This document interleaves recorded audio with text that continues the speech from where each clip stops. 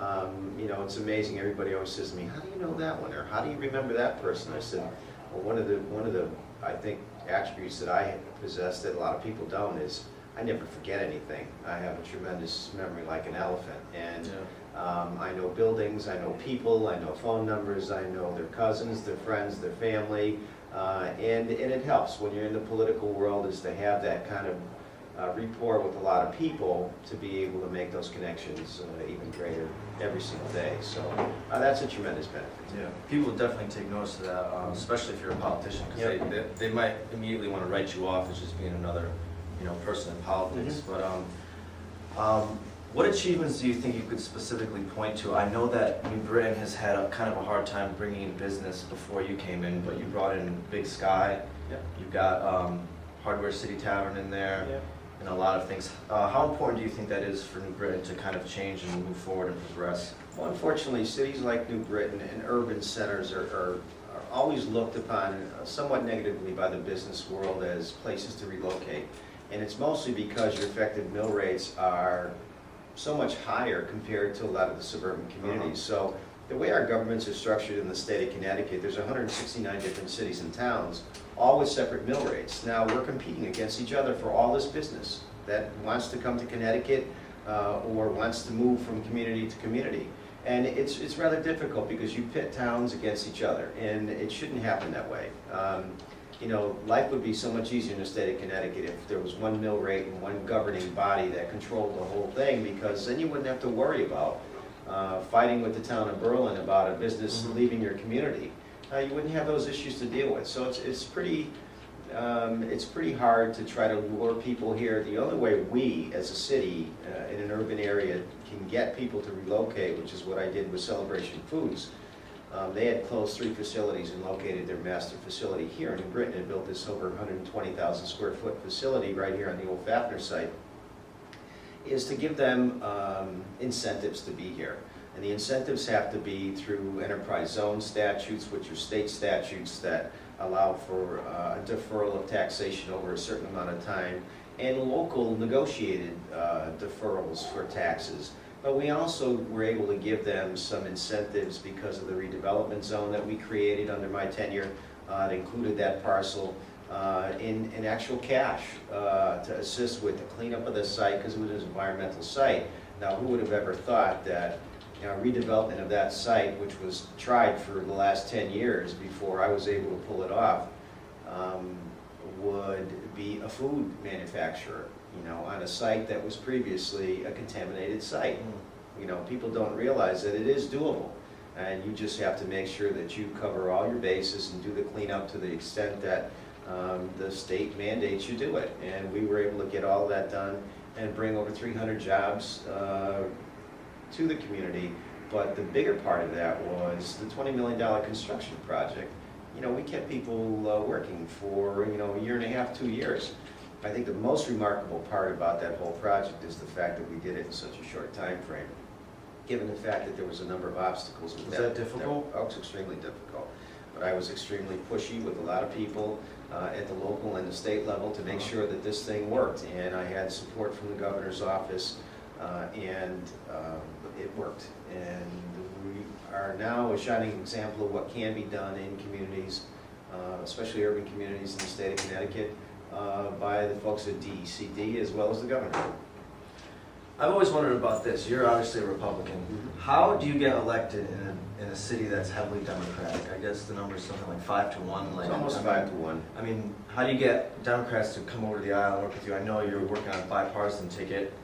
How do you do that? How do you get these people to cooperate with you? Well, like I told you earlier, most of my family still lives here, and most of my family are Democrats. So, and my wife's family, a lot of her family are all Democrats. So it's those connections really that have allowed people to look beyond your party label. All too often in politics, I've always said this for years, that we get hung up on labels in politics. Republican, Democrat, liberal, conservative, and it's really about the people. It's not about what party you're related to. Unfortunately, in politics, you have to have a party label in order to get in the process. If you're not an endorsed candidate, you can't even get to the table on a lot of these things. So the structure of the way we do politics is really skewed towards the major parties, and it's unfortunate that it has to be that way. At the local level, it's all about, you know, local issues. It's not about, you know, conservative or liberal. It's all about what can you do for your community to make it better. And I think people at that level have a tendency to look beyond the party label and vote for people that they think can do the job in the most effective way. And I've been able to do that with people by not playing the politic card with folks. The unfortunate thing is, while they do support me, they haven't supported all of the people that run with me that are really trying to make a difference here. And that's where it gets a little problematic for me, because then the partisanship really starts to show at the common council level when you're trying to get things done. And we're trying to overcome that this year by putting a bipartisan ticket together. We have 6 Democrats on our slate this year to allow people to make a choice. You know, the endorsed Democratic slate is basically more of the same, and they've been nothing but obstructionists to me for the last several years, and I'm sure will continue to be, given the same situation in the future. So we wanted to give them a choice and tell people that it's not about what party you're from. It's about what you want to do for this community and how you want to make it better. And let's look beyond the party labels. And that's going to be the focus of this campaign for us. Talk about a little bit of your poverty plan. I know a lot of people haven't really known about it or hasn't really been in the papers, but something that you've put forth, if you want to expand a little bit on that. We have put together a plan, a 10-year plan to end homelessness in our community, and what that involves is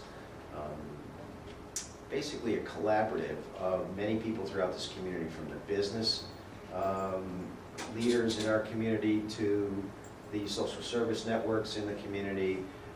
I was approached about 4 years ago from the U.S. Interagency Council on Homelessness to do a 10-year plan. President Bush had a big push, one of his little-known accomplishments as president, to get many of the larger cities and towns across the United States to adopt these 10-year plans in order to try to help the people that need our help the most.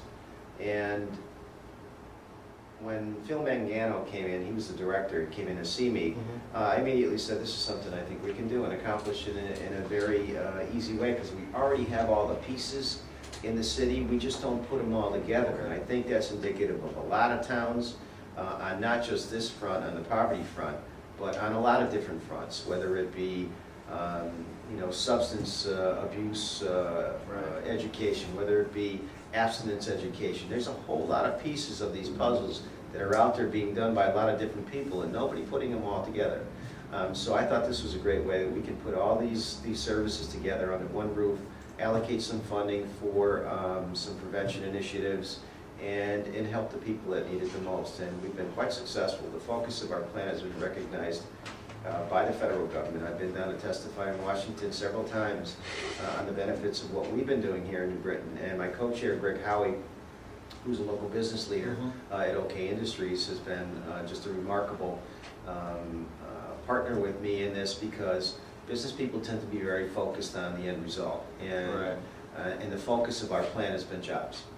And we've actually had people commit jobs to our program, and not to people, to the program. So if the person doesn't work out, we'll funnel another person into it and another person until it works out. And we've had many successes. We've had well over 18 or 20 people placed in jobs here in the city. I mean, it may not sound like a large number, but it is. You know, try being homeless and being one of those people. It's a huge impact on your life, and I think we're making some really, really great strides something there. that's meant to work out in the long run, too. No question. There's a prevention piece to this, as well as a housing piece, and then the employment piece. So we have a three-pronged attack at trying to eradicate the problem in our community. And we have a great network of people through Ellen Perkins at the Friendship Service Center. We're doing permanent supportive housing projects now.